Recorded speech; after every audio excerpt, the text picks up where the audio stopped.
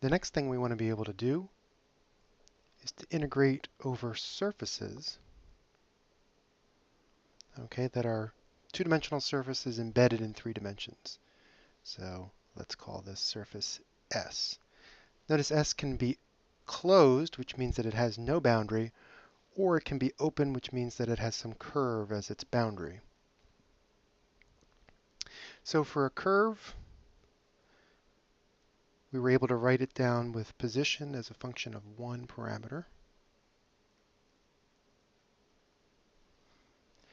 For a surface, because it's two-dimensional, the position will be a function of 2 parameters, which we'll call u and v, and we'll assume that they lie between constant bounds. So for example, a sphere centered at the origin of radius 3.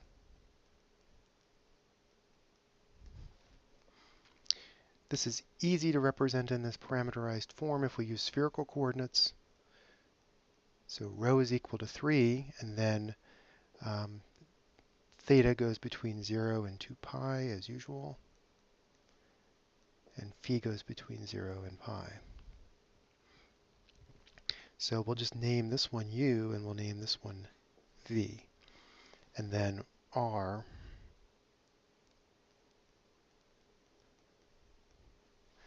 okay, we write down what x is. That's rho cosine theta sine phi. Y is rho sine theta sine phi. And z is rho cosine phi. So we really just renamed things there. Okay, so if we were to make a sketch of the sphere using this parameterization,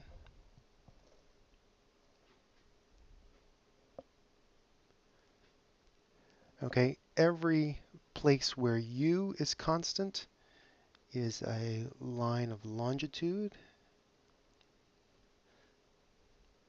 right? That's where theta is constant. Every place where phi is constant is a constant elevation or a constant latitude, so that would include the equator or any other horizontal circle.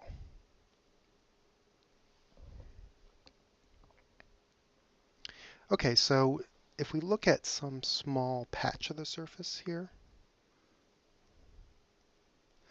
and let's say we have u is constant on those lines,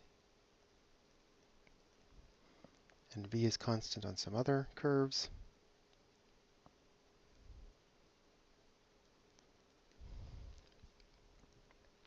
And we take a point on this surface, let's say here, okay?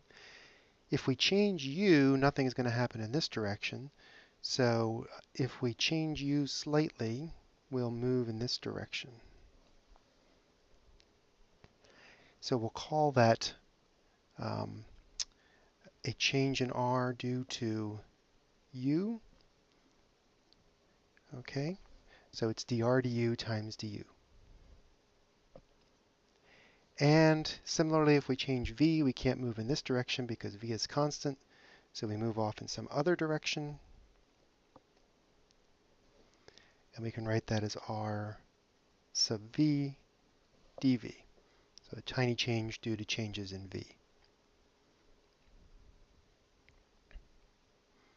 All right, so now it's pretty clear that these two vectors lie in the tangent plane of the surface. They are tangent at that point to the surface. And furthermore, if we approximate this patch, right, by, let me sketch it down here actually, if we approximate the patch by a quadrilateral,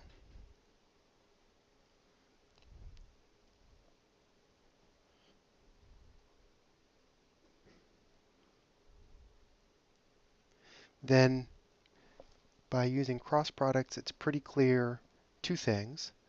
So RU cross RV is normal to the surface,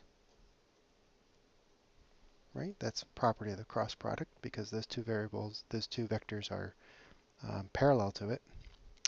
And if you take the magnitude of the cross product, and now I'm going to include the du and the dv.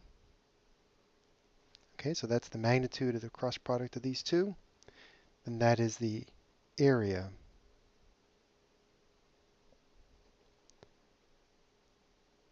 of a small patch of S. And that observation is going to be key for what we want to do next.